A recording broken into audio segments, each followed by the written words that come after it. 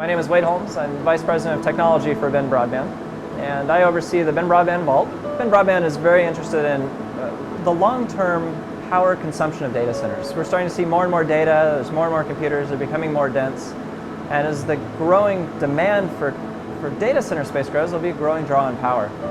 So when we built the facility, we were very focused on how do we, one, be efficient as we can with the power that we know we'll consume, and second, how do we get it from sources that doesn't provide an adverse effect to the environment? We get about 10 inches of rain annually, so the facility uses no water for cooling, and we use very, very little a day. There's a lot of really unique things about the construction. One of the things we did is we insulated the walls with old denim. We thought about things like the color of the floors and the cabinets.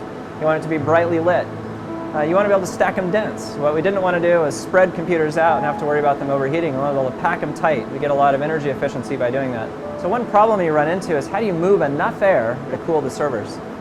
So we worked with Chatsworth, a cabinet manufacturing company, to design a cabinet that actually has a chimney like a wood stove.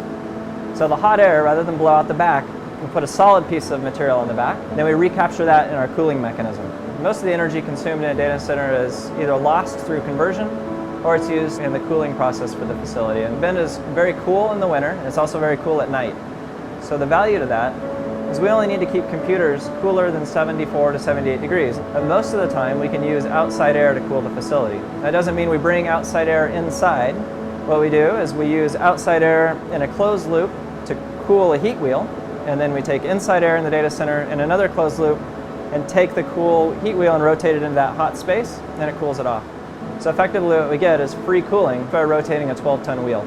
We wanted to move energy outside the facility and through the facility in a very efficient way. And so the way we did that is by eliminating all of our batteries. We don't need to charge batteries and discharge batteries. Instead, we turn a flywheel. And the flywheel takes very little energy to turn. When the power goes out, essentially a clutch engages, and that kinetic energy is used to turn a generator.